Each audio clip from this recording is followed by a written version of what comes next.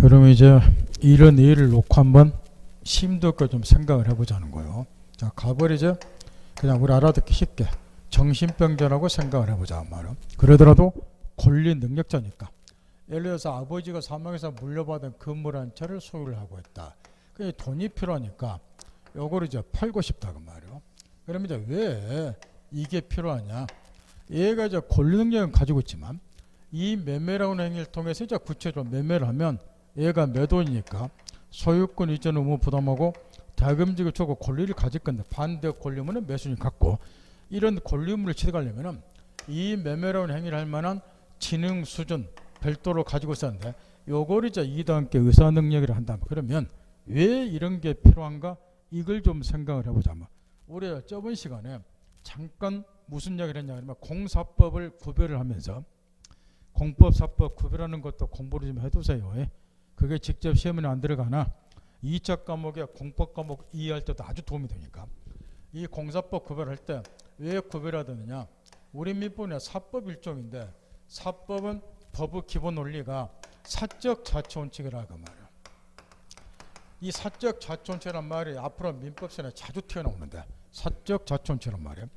이거는 이제 뭐냐면 듣기만 해요. 받아듣지 마시고. 나 저 자꾸 이야기를 하는데 제 하자난도 안 해가지고 매년 고생한 사람이 있으니까 내년 2월까지는 받아듣기도 말고 언더런치도 말고 듣는 훈련하자 그 말이요.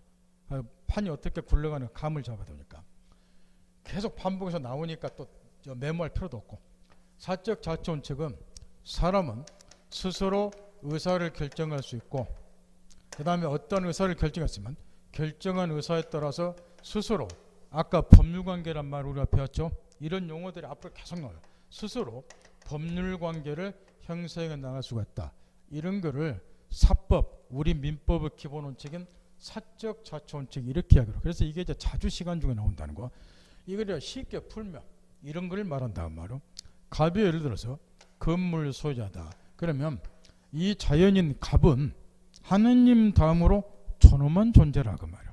해서 이 사람이 내 거니까 이와 관련해서 예를 들어서 이걸 팔고 싶다. 그러면 상대방을 누구로 할 것인지 매매대금을 얼마를 할 것인지 어떤 식으로 계약할 것인지 간섭하지 말고 이자 존엄성을 살려주자. 간섭하지 말고 이 사람한테 맡겨놓자 그 말. 그런 거를 사적 자치원칙. 그러면 이 갑이라는 사람이 예를 들어서 팔고 싶다. 의사결정하는 것도 제 마음대로 하면 되고 팔고자 할 때 누구에게 팔 것인가 상대방 선택하는 것도 제 마음대로 결정할 수 있고 얼마에 팔 것인가 매매도 제 마음대로 결정할 수 있고 해서 이제 얘가 을을 상대로 해서 1억 원으로 매매하기로 의사결정했다. 해서 이제 을하고 1억 원의 매매계약 체결했다. 이런 거를 사적 자치원칙 그래요.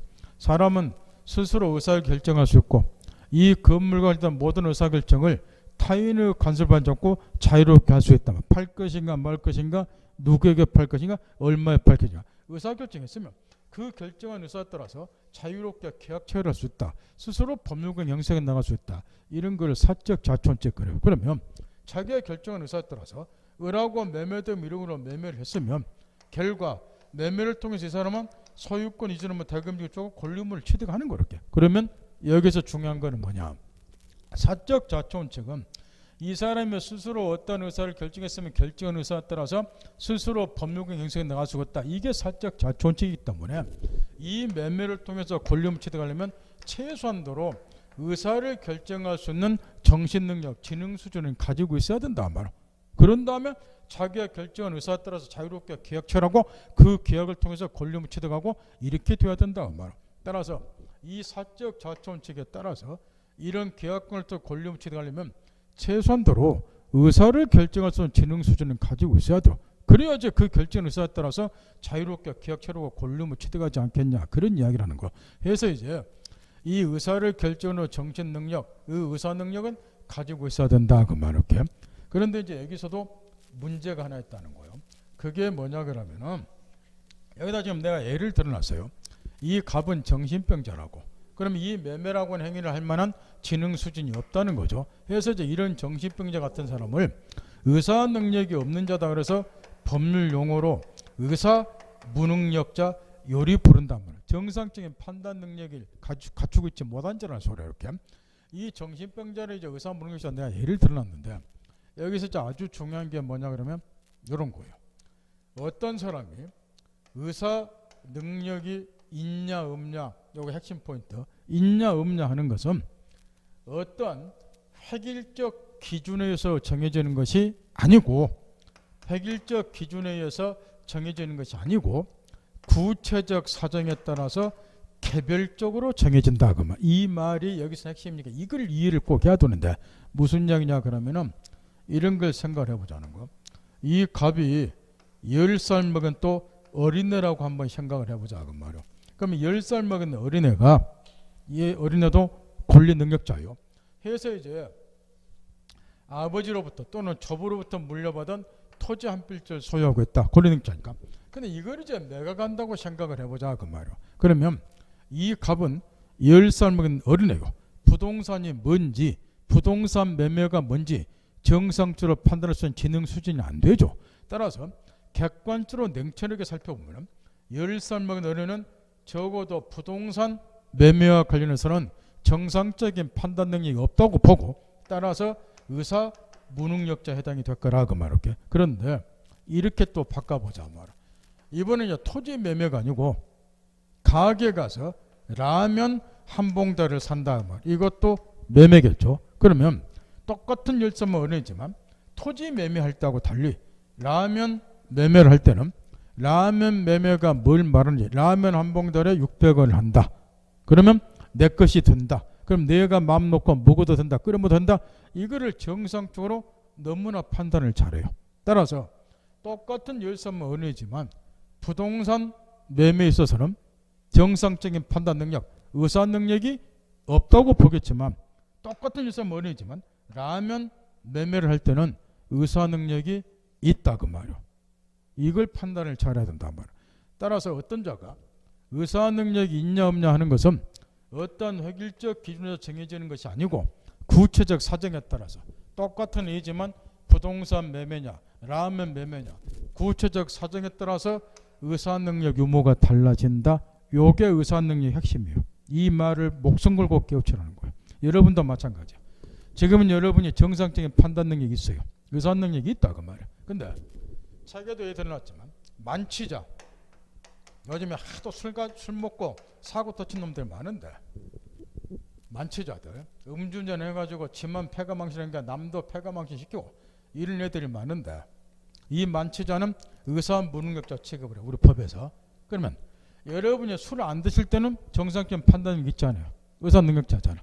근데 술 마셔버리면 뭐로 돌아가요? 똑같은 여러분이지만 만취자 의사 무능력으로 돌아간다 그 이야기예요. 따라서 여기 의사 능력이 있냐 없냐 하는 것은 어떤 획일적 기준으로 정해지는 게 아니고 구체적 사정에 따라서 개별적으로 정해지는 정신 능력이다.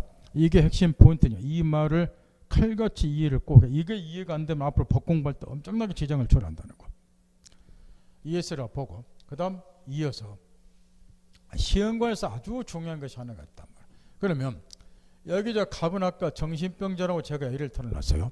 그럼 얘는 이 부동산 매매가 뭐를 의미하고 매매가 치렀을 때 결과 어떤 결과가 발생되고 정상적으로 판단할 수 있는 정신 능력이 없다는 거. 따라서 흔히 말하는 의사 능력이 없으니까 이를 우리는 의사 무능력자 이렇게 이야기를 한다. 그러면 이런 의사 무능력자 법률행위는 저번 시간에 법률행위란 말이 나오고 우리는 이제 민법 첫 시간부터 마지막까지 법률행위를 중심으로 공부한다고 미리 이야기를 해드렸는데 아직은 법률행위가 뭔지 우리가 안 배웠어요.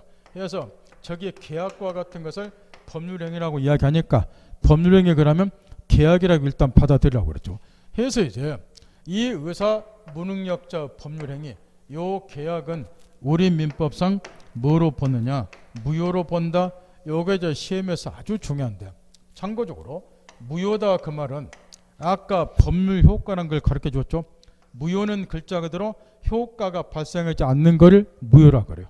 따라서 계약을 체결해봐야 이자들에게 이런 권리의무가 발생이 안 된다, 이런 걸 무효라 한다 그 말로. 그러면 의사 무능력자 법률행위는 우리 민법상 얘가 매매를 할 만한 지능 수준이 안 되기 때문에 매매를 1000만 번 해봐야 이 매매라는 행위를 통해서 구체적으로 이러한 권리 의무를 취득해서는 안 된다는 거. 그게 곧 의사와 무능력자 법률행위는 무효다 그 이야기요. 그럼 이제 한번 가정을 한번 해보자.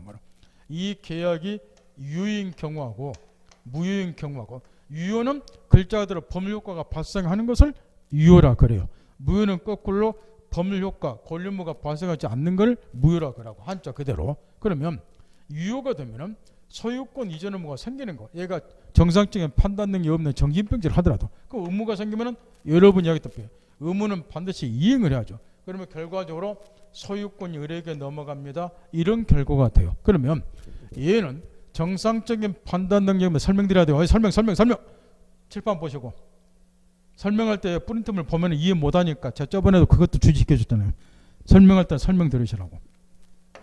정상적인 판단이 정신병자임에도 불구하고 이 계약이 유효가 되면은 소유권 이전 의무가 생기고 의무를 이행해야 되니까 소유권이 의뢰에게 넘어가고, 얘는 건물 소유권 잃어버린다 그 말이야. 그럼 얘가 보호가 안 되겠죠. 그러면 또 저번에 이런 얘기도 그렇게 했어. 법은 상식이라고.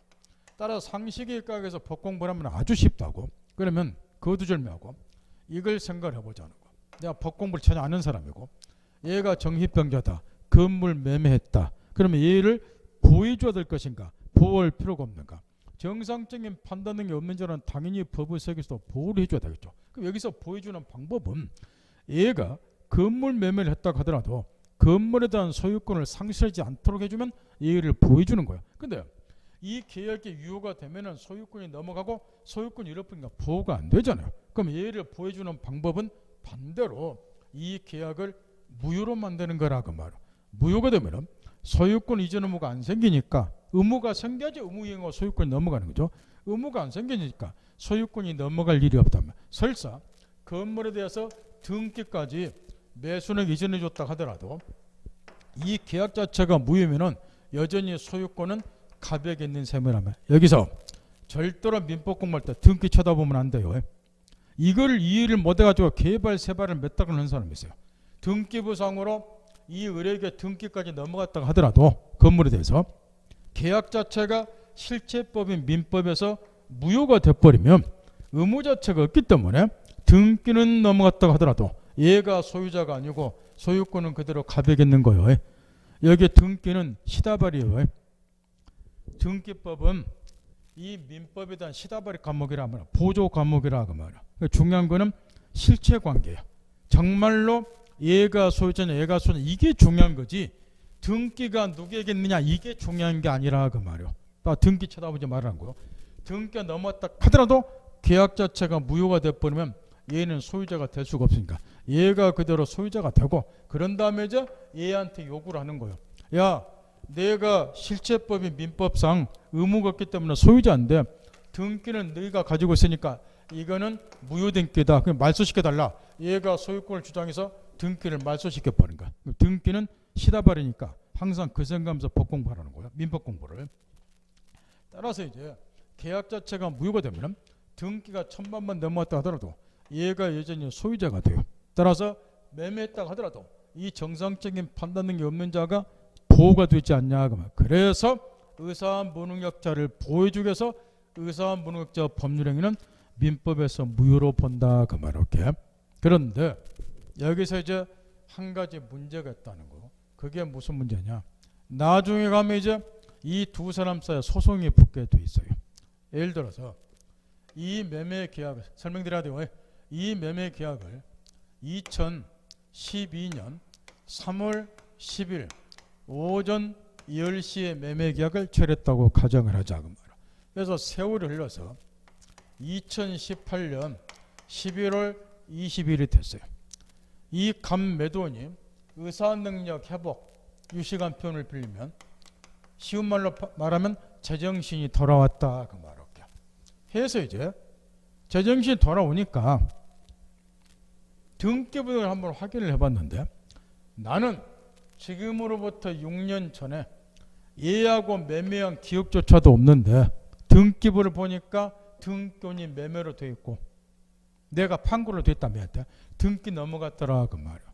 그러면 이 가부 입장에서는 당연히 을을 상대로 해서 어이, 당신 내가 정상적인 판단이 없는 상태에서 매매계약 체결했으니까 민법상 이 계약은 무효다. 따라서 당신한테 등기 넘어왔다고 하더라도 내가 소유자다. 등기 마셔달라 이렇게 요구를 할 거란 말이야. 이 대목에서 이 을이 그래 네 말이 맞다. 너는 2012년 나하고 계약서에 똥오줌 못 가르고 정상적 판단이 있는 무슨 의사무능력자였다. 내 잘못했다. 네 거니까 돌려줄게. 이래버리면 분쟁이 안 생기는데 얘는 거꾸로 이해할 거라면 무슨 소리냐. 2012년 3월 10일 계약철 당시에 너는 분명히 정상적으로 사고를 했단 말이야. 정상적 판단이 있었단 말이야. 그러니까 이 계약이 무효가 유효니까 내가 그대로 소유자자 무슨 이야기냐. 분쟁이 생겨. 그러면 소송이 붙게 돼 있다 그 말할게요. 그런데 여기에서 한 가지 문제가 있다는 거야. 민사재판의 경우는 서로 대등한자 사이에서 다툼이 일어났기 때문에 당사자가 주장 입증을 하도록 되어 있어요. 형사재판은 갑이 을을 살해를 했다. 그러면 요 살인범 갑에 대해서 검사가 기소를 하죠. 그럼 형사재판이 열려요. 그럼 누가 입증을 하느냐. 얘가 살인했다는 것을 피의자 쪽에서 입증하는 게 아니고 검사가 입증을 해야죠.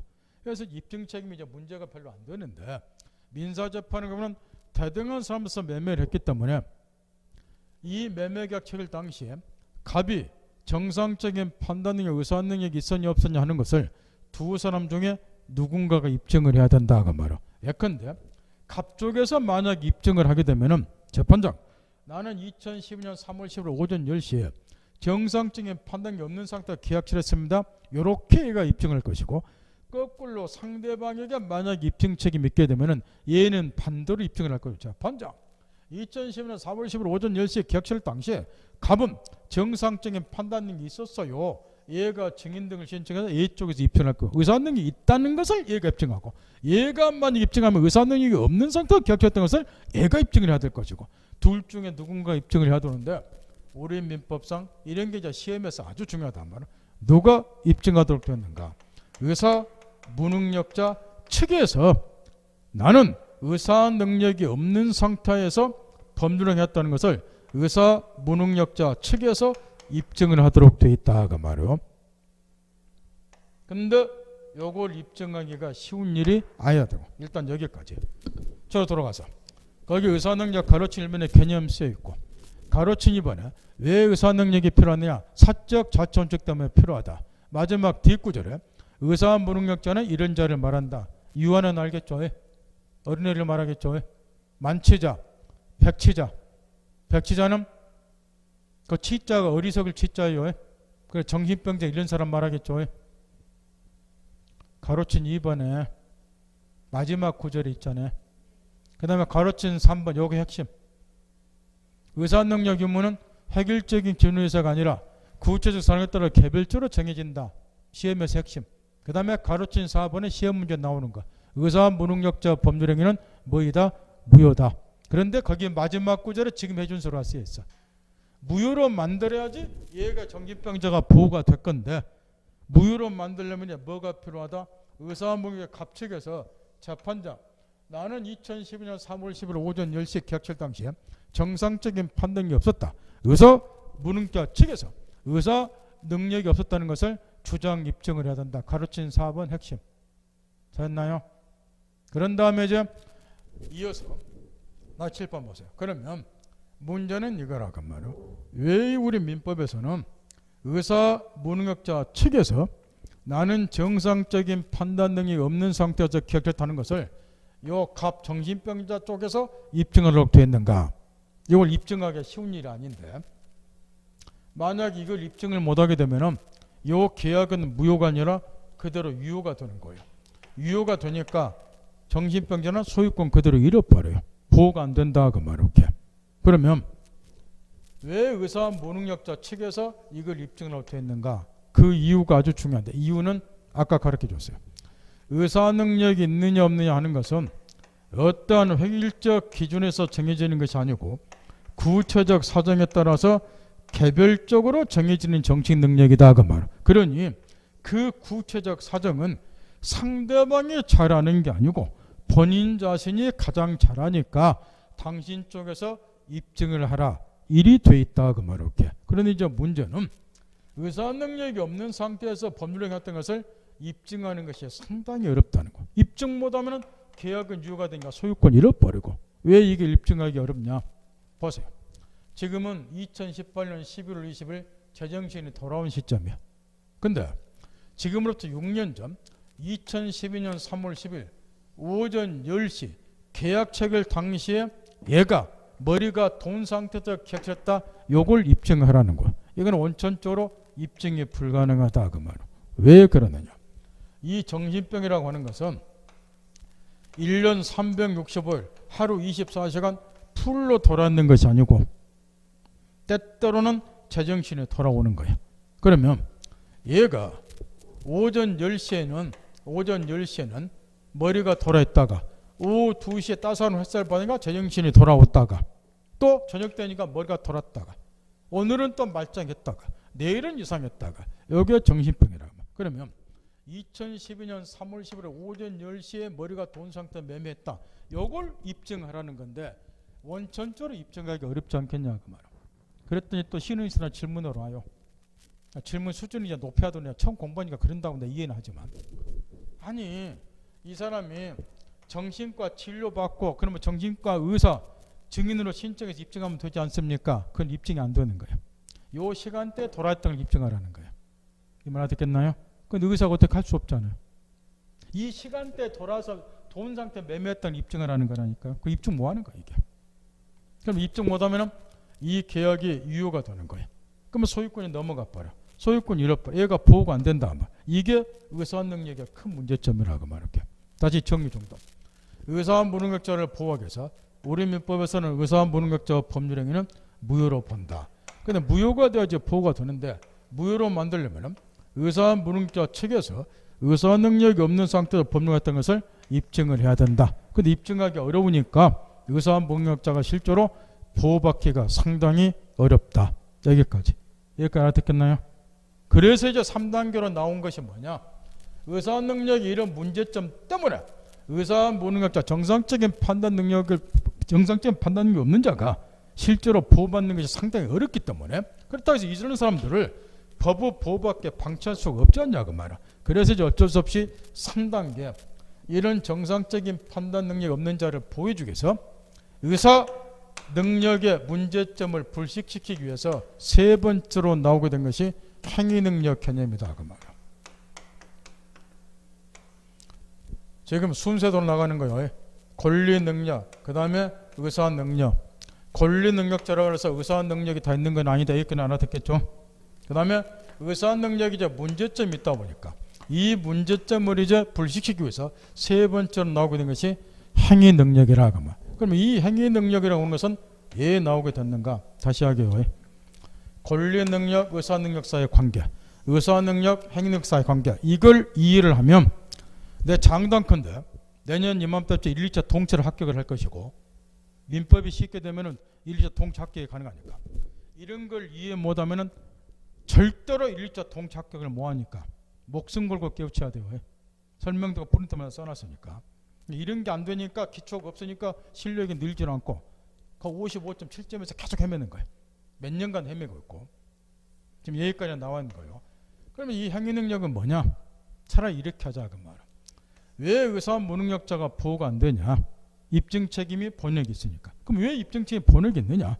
의사 능력 의무는 획일적 기준에 의해서 정해지는 것이고 구체적인 개별적인 사정에 따라서 정의다 보니까 의사 무능력자 입증을 하더라는 거야. 그렇다고 보면 차라리 이런 방법을 쓰자 그 말이야. 이런 방법을 어떤 다시 하게요.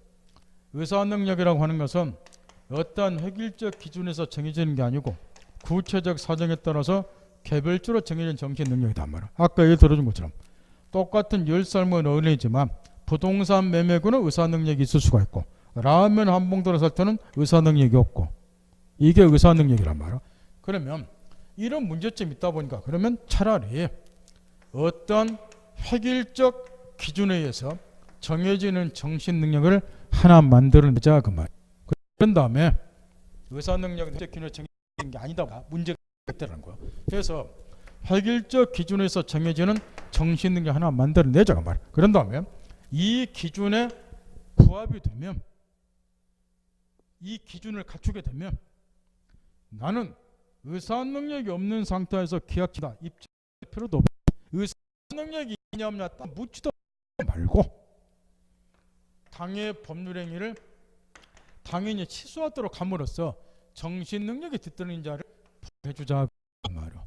그래서 3단계로 나오게 된 것이 행위 능력 제도다 그 말이요. 이 행위 능력 이제 개념적인 할 때는 우리가 흔히 이렇게 이야기를 해요. 단 유효하게 법률 수준을 이렇게 이야기를 다시 할 데가 없는 거고 이 제도가 하는 제도를 해야 된다.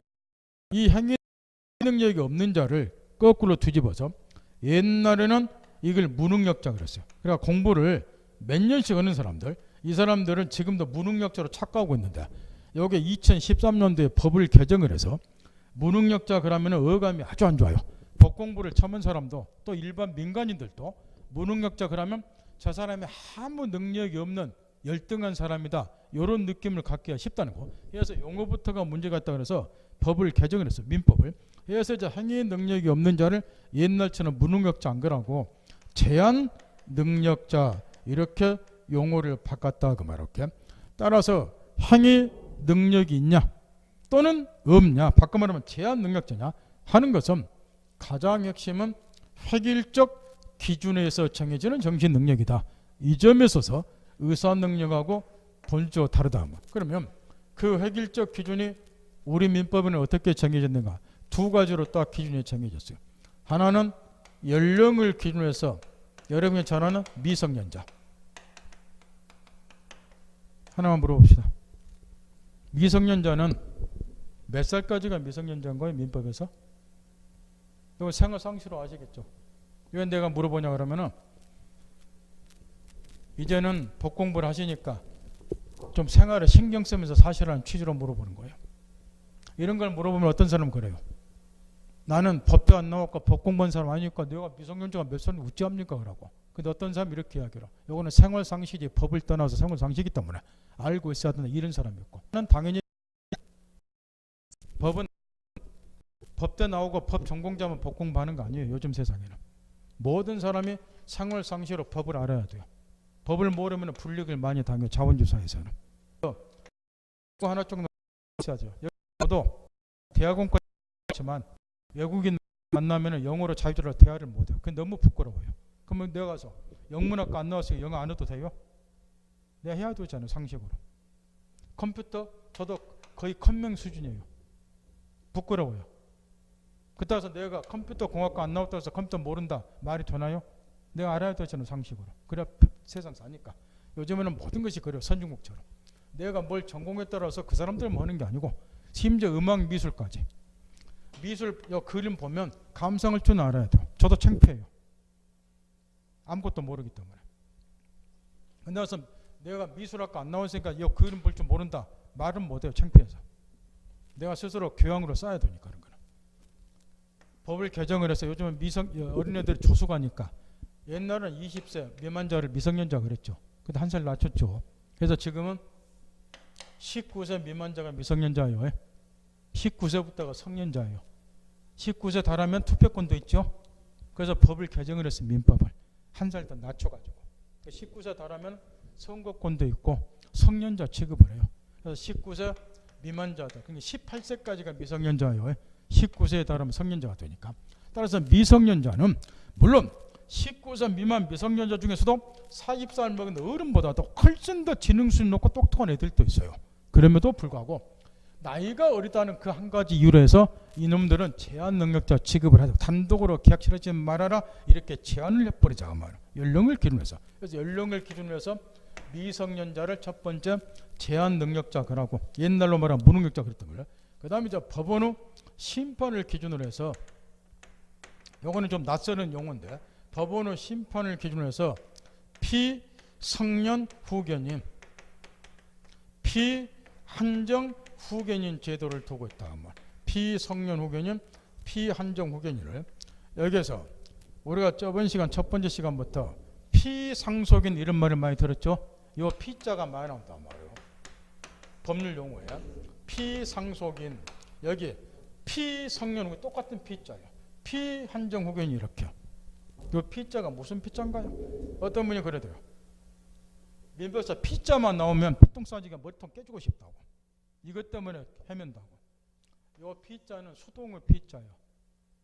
무엇을 당한다는 P자예요. 그럼 피상속인 그만 뜻풀이 그대로 해보세요. 상속을 당한다 그런 의미예요. 그럼 상속을 당한다 그 말은 무슨 말이요? 상속해준다 그 이야기잖아. 그래서 피상속인을 상속해주는 사람 그러는 거예요. 그거는 상속받는 애는 상속인 그라겠죠. 이렇게. P자가 무엇을 당한다는 P자라고.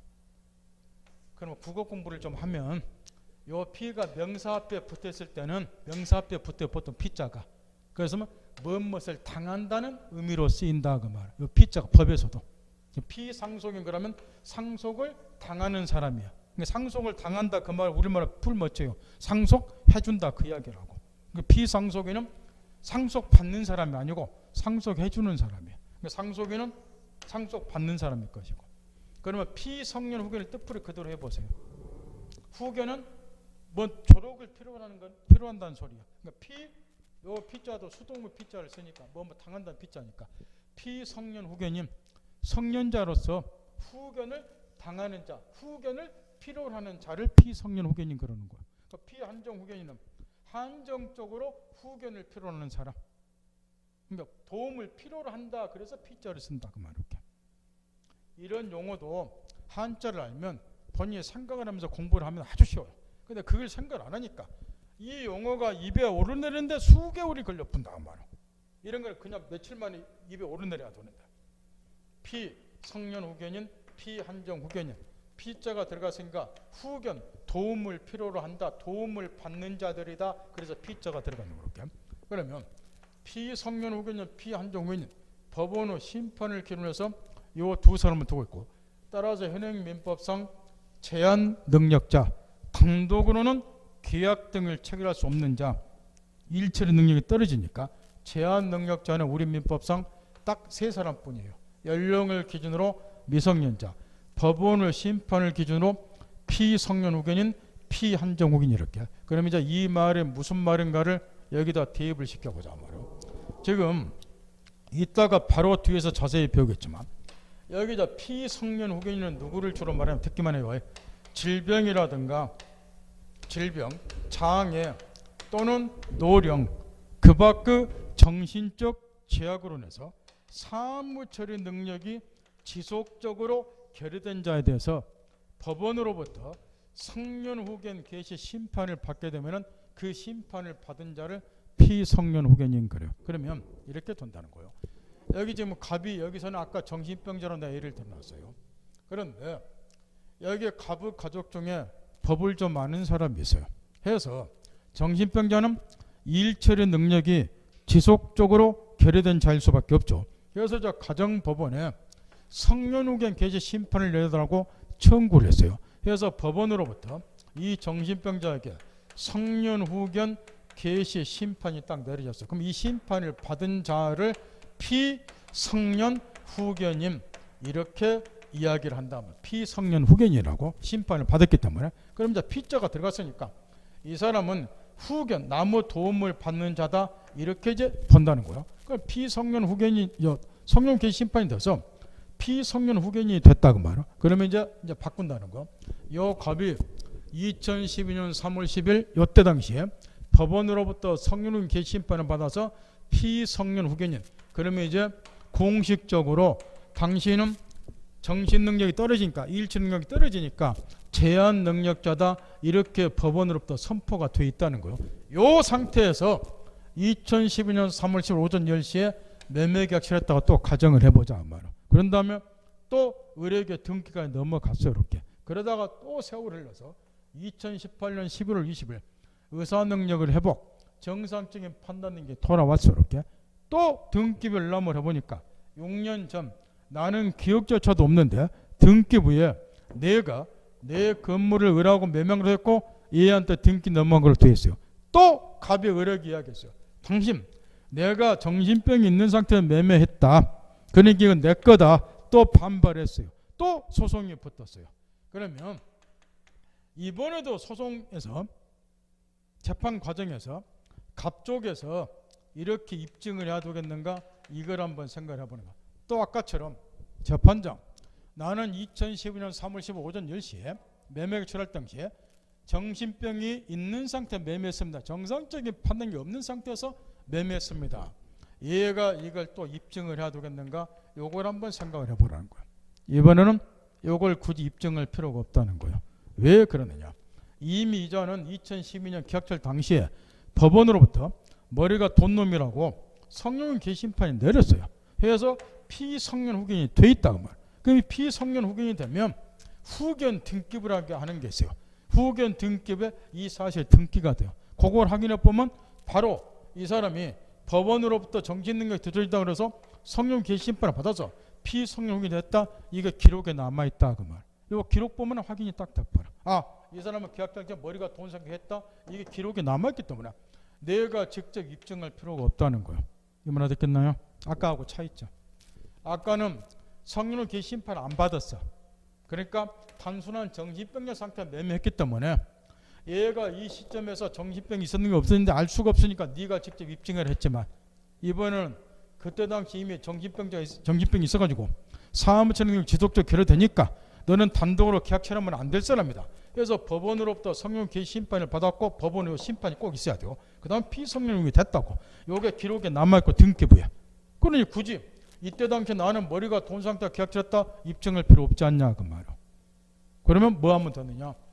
나는 의사 능력이 없는 상태가 계약했다 하는 것을 입증할 필요도 없이 그냥 이 계약을 취소를 해버려라 그 말이야. 그러면 넘어갔던 소유권 찾아오니까 간단히 보호가 된다 그 말이야. 참고적으로 무효하고 취소는 앞으로 계속 배우겠지만 지겹도록 배우겠지만 한 가지 차이가 있어요. 무효는 아까 이야기한 것처럼 처음부터 당사자에게 권리 의무 법률효과가 발생이 안 되는 데서 취소라고 하는 것. 취소라는 말은 생활에서 많이 들어봤죠. 어떠한 행위를 한 다음 이 행위를 없애는 걸 취소라고 하잖아요. 우리 생활용어로. 그거하고 똑같이 생각하시면 돼요.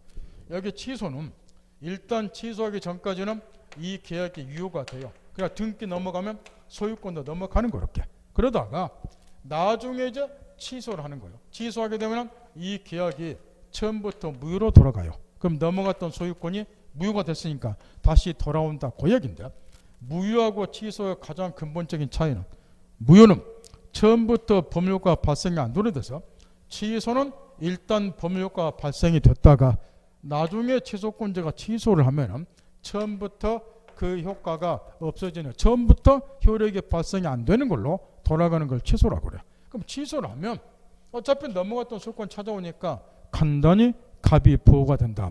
해서 두게 된 것이 행위 능력. 뒤집으면 제한 능력 자체도 요리 이야기를 한단 말이에요. 따라서 이 행위 능력 뒤집으면 제한 능력자 제도는 의사 능력에 있어서 의사 능력자가 입증한다는 게 어려우니까 이 문제점을 불식시키기 위해서 이 제도가 나온 거라고 말이에요. 따라서 행위 능력, 제한 능력 제도는 당사자가 의사 능력이 없는 상태에서 법률 활동을 입증할 필요도 없이 일정한 요건을 갖추기만 하면 당해 법률 행위를 당연히 취소하도록 함으로써 정신 능력이 뒤떨어진 자를 보호해주고자 이 제도를 우리 민법에 두고 있다. 이런 이야기예요. 그러면 여기서 저 중요한 게 뭐냐? 요거예요. 이 갑이라는 사람이 정신병자라 하더라도 법원으로부터 성년후견 심판을 받지 않는 한 얘는 피성년 후견인이 아닌 거예요. 제한 능력자 아니라 그 말이에요. 반드시 뭐가 있어요? 기준을 잘 보셔야 돼요. 제한 능력자냐 아니냐 기준은 획일적 기준으로 정해지는데 그 획일적 기준이 연령하고 법원의 심판이라 그 말이에요. 따라서 아무리 사무 처리 능력이 지속적으로 결여되고 뭐 한다 하더라도 법원으로부터 성년 후견 개시 심판, 이 심판이 없으면은 피성년 후견이 될 수가 없고 제한 능력자가 아니다 그 말. 이 심판이 있는가 없는가가 아주 중요하다 그 말할게. 거기 책에 보면 이런 소리들이 거기 행위 능력 부분에 가로친 1번 우측편에 넘어가서 두 번째 줄 소유자 자신은 행위 당시에 의사 능력이 없다는 것을 입증해서 스스로를 보호받기 매우 어렵다. 문제점. 그 다음에 가로친 2번 그래서 재산상 법률행위가 빈번하게 발생되는 걸 감안해서 세 번째 줄 획일적 기준을 정해서 핵심 이 기준을 갖추는 때는 표의자는 의사표현하는 자를 말해요. 표의자가 당해 법률을 할 때 의사 능력을 가지고 있었는지를 묻지 않고서 그자가 단독으로 행한 일정 범위의 법률에 관해서는 일률적으로 무조건 취소할 수 있는 것으로 함으로써 보호를 해준다. 핵심 포인트. 이때 그 밑에 줄로 내려가서 이 의사 능력을 객관적으로 해결한 제도가 바로 행위능력 제도다. 그 이야기고, 가로친 3번 우리 민법상 세 번째 줄 제한 능력자는 연령을 기준으로 미성년자, 정신적 제약으로 사물을 처리할 능력이 지속적으로 기록되는 부족한 경우 가정법원의 심판에 있어 행위 능력이 원칙적 또는 부분적으로 제한되는 피성년 후기는 피한정후이념, 따라서 미성년자, 피성년 후기는 피한정후인 이 3자가 우리의 제한 능력자다. 그 밑에 줄이 핵심. 행위 능력은 획일적 기준에 따라 정해지므로 피성년 후견이나 피한정후인의 경우 그 실질적 요건을 갖췄다 하더라도, 이게 사무처리 능력 지속적으로 기른다 하더라도 그 이야기요. 법원으로부터 심판을 받지 않는 한 제한 능력자로 인정받을 수 없다. 이 말을 목숨 걸고 깨우치라는 거예요. 이해할 수 있겠나요? 그러면 이제 이해했는가는 금방 뽀록이 난다 그 말이야. 거기 의사 능력과 행위능력사의 관계 1번 의 있죠. 요 세 줄을 목숨 걸고 깨우치셔야 돼. 이게 이해가 안 되면 앞으로 민법 공부할 때 엄청나게 애를 먹어요. 일단 권리 능력자라 그래서 의사 능력이나 행위 능력이 모두 있는 것은 아니다. 이 말은 쉽게 알아듣겠죠. 그런데 이제 의사 능력과 행위 능력사의 관계를 이해를 잘해야 된단 말이야. 양자 핵심은 요거예요. 아까 내 이야기 때문에 의사 능력이 있냐 없냐 하는 것은 의사 능력이 칠판 획일적 기준이 아니라 구체적 상황과 개별적으로 정해진 정신 능력의 의사 능력은, 근데 이게 이제 문제가 있다 보니까 그러면 획일적 기준으로 정해진 정신을 하나 만들어내자 해서 나오고 있는 것이 행위 능력, 반대로 제한 능력자 제도이기 때문에 이 양자 핵심을 딱 염두에 두고, 그래서 이제 다음과 같은 차이가 생긴다 그 말이야. 거기 마지막 구절에 따라서 음미하세요. 의사 능력은 있으나 행위 능력이 제한되는 경우도 있고 행위 능력이 없는 경우도 있다 그 말이에요. 여기까지 말 이해하겠나요? 10살 먹은 어린 아까 들어줬죠? 10살 먹은 어린은 라면 몇몇 할 때는 의사 능력이 있겠죠? 그래 연령을 기준으로 하면 19살 미만이니까 미성년자 제한 능력자잖아요. 이해했나요? 그 다음 줄. 반대로 의사 능력이 없더라도 행위 능력자인 경우도 있어요. 왜냐? 사무처리 능력이 지속적으로 결여된다고 하더라도 그런 거는 의사 능력이 통상 없다는 거예요. 그럼에도 불구하고 법원으로부터 심판을 받지 아니하면 제한 능력자가 아니겠죠? 그래 능력자가 되어버리는 거예요. 행위 능력자가. 마지막 글 이해되나요? 따라서 집에 가서 1번 의논에서 이 세 줄이 가장 핵심 포인트니까 그걸 완벽하게 외우란 소리 아니에요. 외우려고 하면 1년 360일 외워도 못 외워. 아침 먹고 외웠다 낮밥 먹고 외우고 1년 12달 하고 있어야 돼. 이해를 꼭 하시라고 말이야. 앞으로 민법처럼 많이 써먹어야 되니까. 그러니까 이런 걸 모르면서 앉아있어 봐야 55점은 맞겠지만 60점 이상은 못 맞아요. 다시요. 권리능력하고 의사능력 이 관계는 누구나 쉽게 이해를 해요.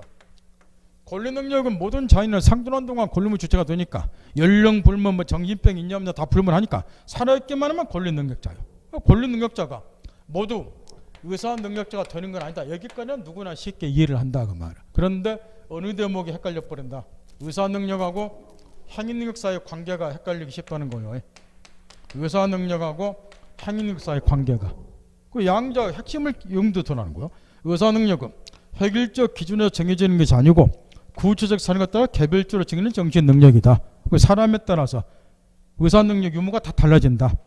또는 동일이라고 하더라도 사안에 따라서 의사능력 유무가 달라진다. 근데 이게 문제가 있다 보니까 획일적 기준으로 정해진 정신 능력, 행위 능력이 나오게 됐다. 그러다 보니까 양자 차이가 좀 있다는 거죠. 의사능력이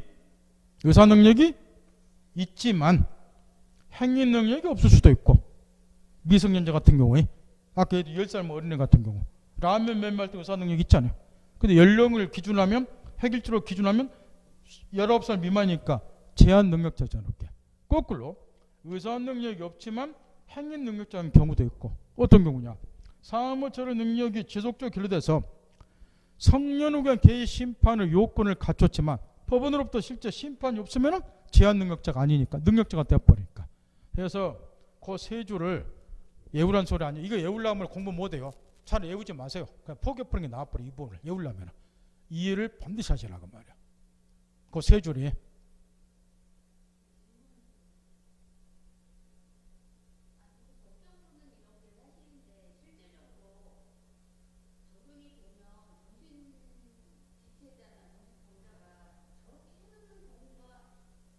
있어요. 왜냐? 정신병이란 거는 본인도 몰라. 나는 정서로 생각을 하죠.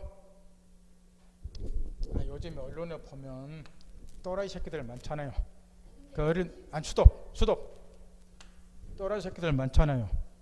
할머니들 막 때려 죽이고 막 이런 애들. 그 이런 애들은 본인도 모르는 거야. 정신병질이 있다는 것을.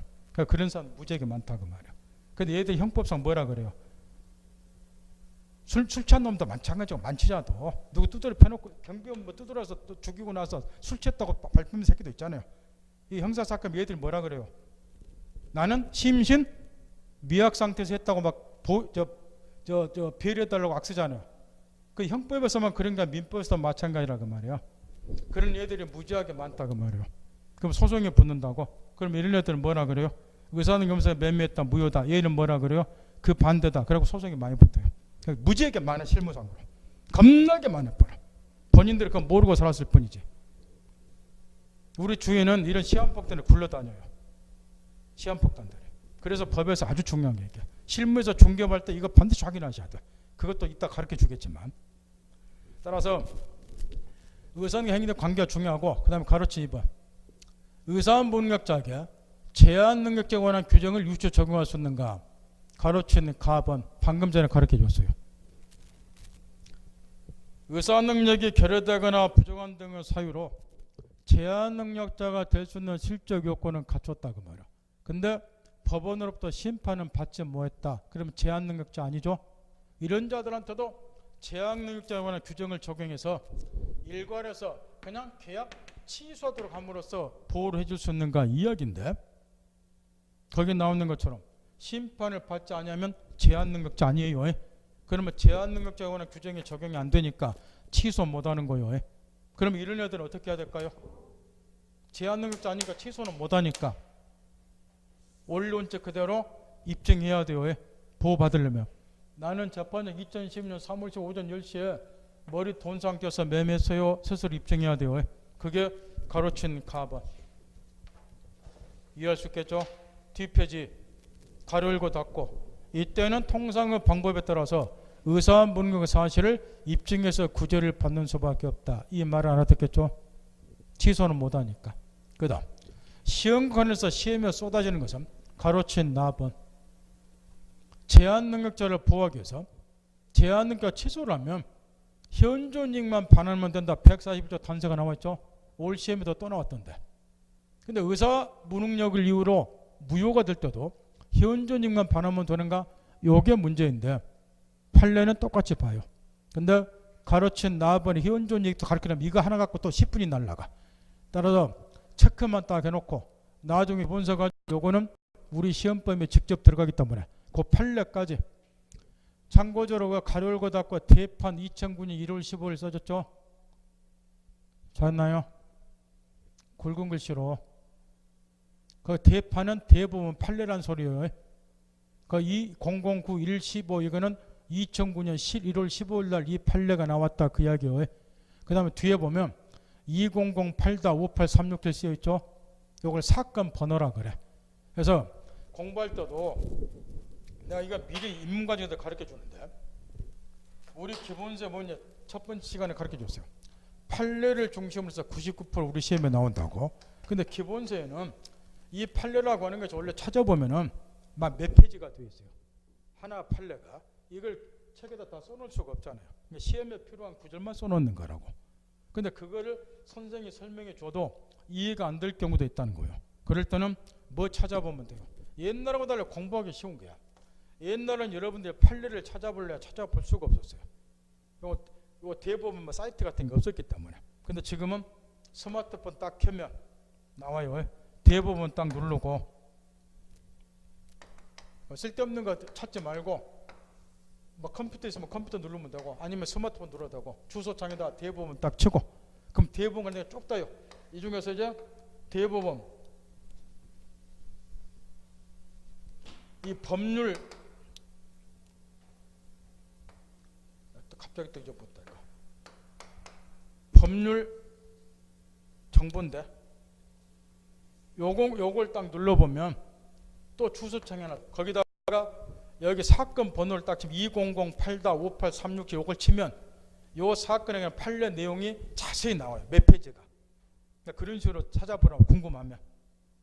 근데 찾아본 사람 내가 한 명도 본 적이 없어요. 왜 본 적이 없냐 그러면 이유가 있어요. 그 판결문을 찾아서 보더라도 여러분 이해하기 어렵게 써졌어. 쏘른 말로만. 원래 판결문이 좀 어렵죠. 한자로 막 쓰고 그 다음에 이게 막 문구가 이 점이 없어. 그래갖고 막 6줄 7줄 계속 써있다면 읽다 보면 짜증이 나버려 이게. 여러분 읽다 보면. 그래서 아마 한번 찾아본 사람도 두 번 다시 안 찾아봐요. 하도 그게 어려우니까 길고 막으니까. 나중에 필요하면 또 가르쳐 줄 거니까 굳이 저 바쁠 때는 책에 있는 것 정도만 압축된 것만 기억을 하셔도 상관이 없으니까. 거기 가로친 나번에 쓰였는 것은 우리 시험범위에 직접 들어가기 때문에 나중에 우리가 자세하게 배워요. 그거는 체크만 딱 해놓고 그 다음에 가로친 3번에 의사무능과 제한능력 경합. 자 이게 또 아주 중요한데 잠깐만 7번 보자 말이요. 무슨 이야기냐 그러면은 이걸 이렇게 한번 생각을 해보자 말이요. 이렇게 요 갑을 18살 먹은 18살까지가 미성년자요. 미성년자라고 한번 가정을 해보자. 18살 먹은 미성년자. 근데 이놈이 뭐로 터져가지고 만취 상태에서 술을 엄청 먹었다면 만취 상태에서 18살 미성년자가 아버지부터 물려받은 건물 매매를 했다고 가정을 하자면 건물 매매를 그러면 미성년자니까 일단 연령을 기준으로 제한 능력자죠. 그러면 1. 제한 능력을 이유로 이 계약을 취소해서 넘어갔던 소유권 찾아와서 보호받는 방법도 있고 그 다음에 만취 상태에서 계약을 했다. 그럼 만취자는 또 다른 말로 말하면 이 의사 무능력자 해당이 돼요. 이 매매가 뭘 의미하고 매매 결정 때 결과가 어떻게 발생되고 정상적으로 판단할 수 있는 정신 능력이 안 된단 말이야. 그래서 의사 무능력자. 그러면 의사 무능력을 이유로 하면 이걸 무효로 만들어서 얘가 보호받을 수도 있어요. 그런데 차이가 좀 있겠죠. 이 경우에 얘가 의사 무능력을 이유로 해서 무효로 만들어서 보호를 받으려면은 이때는 입증을 해야 돼요. 내가 이 계약 체결 당시에 정상적인 판단이 없는 상태에서 바꿔 말하면 만취 상태에서 계약 체결했다 하는 걸 입증을 해야 되는데 이것도 입증하기 어렵다 그 말이야. 이게 입증할 것 같아요? 얘가 만취 상태에서 계약 체결했어요. 근데 지금은 술이 말짱 깼어. 말짱 깨고 보니까 나는 술 먹는 놈들 꼭 그런 이야기를 하죠. 기억이 안 난다고. 아주 나쁜 새끼들이야. 술 먹지 말아야 돼 그러면. 기억이 안 난다고. 매매한 기억이. 그럼 얘가 나는 예를 들어서 2018년 5월 10일 저녁 8시에 만취 상태에서 매매를 했다 이렇게. 만취 상태에서. 그래서 넘어갔어요. 그 나중에 이제 술 깨고 보니까는 나는 이때 만취 상태에서 계약체를 했으니까 기억도 없는데 등기부에 매매했고 넘어갔더라. 그럼 얘는 그럴 거 아니에요. 소송 붙는다. 얘는 또 이제 아니다. 그러니까 얘가 그렇게 만취한 건 아니다. 소송이 못해요. 그럼 얘는 이제 뭘 입증하냐? 나는 재판장 2018년 5월 10일 저녁 8시 만취 상태에서 이 녀석을 꼬드기에 빠서 매매했어요. 그러니까 이건 무효예요. 보여주세요. 이렇게 입증을 해야 된다. 근데 이걸 입증하기가 어렵다 그 말이야. 이 시간대에 만취 상태라는 걸 입증해야 되는데 입증할 것 같아요? 뭐 한다고? 포장마차 증인으로 신청해요? 증인으로? 물론 이 증인 신청하는 방법이 있겠죠. 그럼 포장마차 주인이 와서 2018년 5월 10일 저녁 8시에요. 이 사람 우리 포장마차에서 의라고요. 술을 마셨는데요. 그때 보니까요. 얘가 완전 만취 상태. 그럼 재판장이 그래요. 당신이 어떻게 만취 상태를 아느냐? 그러면 또 이야기하겠죠. 이 사람이요. 오줌 마렵다 했는데요. 저 뒤에 돌아가면 건물 주위에 화장실 있다는데요. 우리 밑에다가 꼴마에 까고 오줌을 쌌어요. 그걸 보니까 돈놈이에요. 이렇게 하면 모를까? 이 말 하더래요. 입증해야 진짜 어려운 거예요. 이게. 그러면 이제 아까처럼 미성년자가 그래서 민사재판은 입증 책임을 부담하는 자가 입증 못하는 경우가 많고 그러면 거의 패소당해요. 입증 책임이 누구에게 있는가? 이게 시험에서 아주 중요해. 따라 앞으로 민법 공부할 때 이런 얘기가 자주 나와요. 이런 일을 벌이면 입증 책임이 누구에게 있다? 이 말에. 그럼 그거는 언더란 치고 무조건 하고 머릿속에 담으라고 말. 그 시험에 100% 나오니까. 민사소송을 승패를 좌우하기 때문에. 알아서들 하셔야 돼. 처음에 공부는 내가 다 가르쳐줘요. 이런 거는 앞으로 중요하니까 이러이러합니다. 이런 것 때문에 중요합니다. 그러면 그 다음부터 안 가르쳐줘. 알아서들 하시라고. 그럼 스스로 알아서 언더란 치고 알아서 공부하라고 말이야. 20살 되면 19살 되면 성년자요. 그럼 몇 번 가르쳐주면 그걸 몸으로 이제 익혀야 된다면 익힌 다음에 여러분이 혼자 알아서 하셔야 돼. 그거를. 그러면 이 경우도 이제 이 경우는 이제 미성년을 이유로 하면 제한능력증이나 취소, 만취 상태 매매했다 그러면 의사문제 법률상 무효. 이처럼 어떤 하나의 사안이 무효 사유에도 해당이 되고 취소 사유에도 해당이 되는 것을 법률 용어로 무효와 취소의 경합 이렇게 이야기를 해요. 바로 이런 경우로. 요거는 취소 사유도 해당이 되고 무효 사유도 해당이 되지 않게. 이런 경우는 요건을 입증하기만 하면 얘는 취소를 하든 무효를 주장하든 상관이 없어요. 입증하기만 하면. 이런 거를 무효와 취소 경합 절대 잊어먹지 않도록 하시란 말이야. 시험에서도 기초로 자주 물어봐. 이런 것도 틀린 사람들이 있어. 그런 합격을 기대하고 앉았는 거야 이게. 내 말 알아듣나요? 그 중에서 말 알아들었을 거야.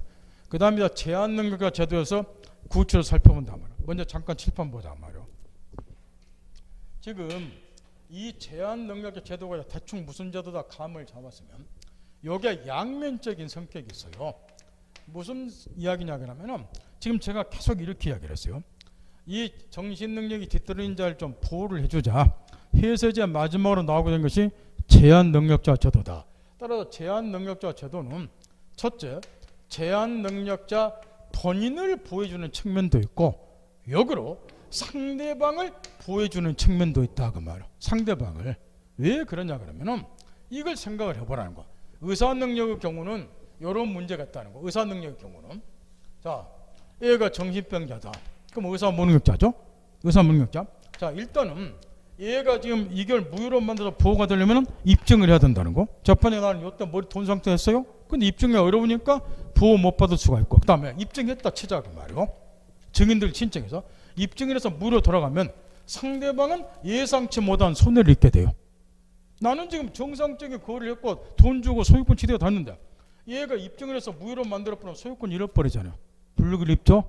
이게 의사능력이 또 문제란 말이야. 근데 이제 해서 이제 그 문제점을 없애기 위해서 제한능력 제도가 나왔는데 얘가 피성년 후견이라고 한번 해보자 말이야. 피성년 후견이라고 성년 기인 심판을 받았다. 제한능력자요. 그럼 입증할 필요 없이 취소를 해요. 그러면 간단히 소유권 찾아오니까 보호가 되겠죠. 그런데 또 한편 이 제한능력 제도는 상대방을 보호해주는 측면도 있다는 거. 왜 그러느냐. 제한능력이 있냐 여부는 획일적 기준에서 정해지죠. 그러면 이 의리요 실무시험에서 이런 게 나온다 말. 실무에 필요하겠다 말. 얘가 여기에 불행남성을 길렀는데 아무라도 한 거래 얘기가 아니야. 근데 어떤 애는 미성년자에도 어른처럼 보이는 애들 있죠. 또 어떤 사람은 동안이어서 나이 30 먹어도 미성년자처럼 보이는 사람도 있고 그래요. 근데 아무래도 애기 같다 그 말이야. 이 사람이 법 공부를 했어요. 무슨 법 공부를 했느냐. 혹시라도 갑이 제한 능력자이면 나중에 취소를 해버린다. 그러면 소유권 찾아가니까 나는 불이익을 입을 수 있다. 이걸 다 알아요. 법 공부를 했기 때문에. 그래서 어린 것 같으면 이 사람이 뭘 확인해 보자는 거예요. 미성년자가 확인해야죠. 근데 미성년 여부는 쉽게 확인이 되죠. 증 까보면 되잖아. 그러니까 제한능력 여부를 상대방이 쉽게 확인할 수 있다 그 말. 또는 미성년은 아닌데 뭔가 이 사람이 계약 처리할 때 뭔가 이상해. 근데 어리석은 놈들이 이렇게 하는 거예요. 얘가 좀 덜 떨어진 사람을 생각을 해. 그러면 시가 1억짜리도 7천만 원에 팔아. 그 얘가 막 이런다 말이야. 이게 웬 떡이냐. 행제를 딱 했다 하고 계약을 딱 체결했어. 근데 얘 박살나는 수 있어요. 이 사람이 만약에 누구였다면 피성년 후견이었다. 그럼 취소 찾아가 버려요. 대금 돌려받았는데 얘가 써버리면 다 돌려받지 못한다고. 얘 박살나 이렇게. 그럼 이럴 때는 얘가 혹시라도 제한 능력자 아닌가 확인을 미리 해보라 그 말 이렇게. 뭐 찾아보면 돼. 후견 등기부에 기록이 돼 있어. 피성년 후견이라고. 그러면 이 사람과 거래 안 해야 된다고 말이야. 나중에 취소해버리면 박살나니까. 그게 무슨 말이에요? 여기 제한능력 여부는 획일적 기준으로 정해지니까 그 기준이 딱 정해졌어요. 그 상대방도 쉽게 알 수가 있다고 말이야. 그러니까 미리 어째요? 제한능력 여부를 쉽게 알 수 있도록 함으로써 미리 예방을 하도록 하자 그 말이야. 이런 애하고는 거래를 안 하도록. 근데 우리나라 사람은 어째요? 이 사람이 조금 어리거나 뭔가 이상하면은 그걸 악용해서 그런 놈들 있잖아. 그러다 개 박살나는 애들 많이 있어요. 그 실무시는 이걸 가르쳐 주는 거야. 이상한 애다 그러면 뭐 하자? 제한능력 여부를 확인하자. 확인은 쉽다 어렵다? 쉽다 그 말이야. 왜? 획일적 기준으로 정해지니까. 뭐 까보자? 증 가족관계 등록부라 그래. 그러면 주민등록증 까보면 되고 후견 등기부 까보면 되고. 그러면 그런 애들하고는 거래를 하자 말자. 해서 책에 보면 제한능력자도 목적에 그 말이 쓰였을 거야. 제한능력자가 본인을 보호하는 면과 상대방을 보호하는 양면적 성격을 가지고 있다. 잘했나요? 여기까지 알아듣겠죠? 그럼에도 불구하고 주된 목적은 제한능력자 본인을 보호하는 게 주된 목적이다. 그걸 항상 염두에 두라는 거예요. 이런 양면적 성격이 있지만은 상대방 보호보다는 누구를 더 보호해주자. 제한능력자 본인을 더 보호해주기 위해서 이 제도를 두고 있다는 거예요. 그러니까 항상 앞으로 민법 공부할 때 제한능력자 제도는 제한능력자를 보호하기 위해서 이 제도를 두고 있다. 이런 시각에서 공부를 하시면 된다고 말. 그러니까 거기까지 딱 염두에 두고 적용 범위라든가 제한능력 규정의 성격은 참고서 한번 읽어보고 지금 신경 안 써도 돼요. 그런 다음에 뒤에 넘기면 구체적으로 제한능력자는 첫째 미성년자가 있겠죠. 따라서 미성년자는 거기 써놨다시피 19세로 성년자가 되니까 18세까지가 미성년자예요. 절대 잊어먹으면 안 돼요. 그 다음에 두 번째, 미성년자라도 혼인을 하게 되면 성년자로 보게 돼요. 만 18세에 달하면 법정들의 동의 없이 혼인할 수 있네요. 그럼 혼인을 하면은 상투를 들잖아요. 그러면 한 가정을 책임져야 되니까 정신 능력이 상당히 올라가겠죠. 그런데 어린애 취급하면 안 되잖아. 그래서 미성년자가 혼인을 하면 무엇으로 본다? 성년자로. 그러면 제한 능력자가 아니라 행위 능력자. 보통 이제 용어를 우리가 이야기할 때 요 행위 능력자면 길잖아요. 행위자를 빼버리고 그냥 능력자 이렇게도 불러요. 그러면 그냥 능력자 그러면 행위 능력자를 말하는 거예요. 그럼 미성년자도 혼인을 하게 되면 행위 능력자가 되기 때문에 법률 행위를 단독으로 할 수 있어요. 그 다음에 가로챈 2번은 절대 잊으면 안 되고 미성년자는 나이가 어리다는 그 한 가지 이유 때문에 제한 능력자에 해당이 돼요. 따라 이런 애들은 단독으로 계약 체결을 못해요. 계약 체결을 하려면 법정대리인의 동의, 법정대리인은 그 밑에 써놨다면 친권자가 1차적으로 법정대리인이 되는데 법정대리인의 동의를 얻어야 되고 만약에 미성년자가 법정대리인의 동의를 얻지 않고 단독으로 법률행위 계약 등을 체결하게 되면 미성년자 본인은 물론이고 친권자, 법정대리인도 취소할 수 있다. 가로챈 2번. 이제 하나만 묻는다 말이에요. 이런 걸 어떻게 할게요? 인터넷에서 자주 오르내리는 그 질문들인데 요 갑이 내 아들놈인데 18세 미성년자예요. 갑이 해서 이제 얘가 학교를 갔다 오다가 휴대폰 대리점에서 법정대리인 친권자 부모의 동의 얻지 않고 휴대폰을 120만 원 매입하는 매매를 따겠어요. 이것도 할부로 휴대폰 대리점에서. 그런 다음에 그럼 들고 갔어. 신형 휴대폰이라고. 자, 집에 왔다고 말이야. 여러분이 엄마인 또는 아버지인 여러분이 이걸 알았어요. 어떻게 하면 되나요? 옛날엔 이렇게 했어요. 이 새끼 공부는 안 하고 쓸데없니까 뒤지게 두드려 팼어. 그 다음 휴대폰 집에 얹었다고. 그러면 다리뿔에서 병원 입원비 떠들어가고 휴대폰 때려 부수니까 물어주고 2중 3중 손해를 봤는데 현명한 부모는 뭐 하면 돼? 방금 대답했잖아. 취소하면 돼.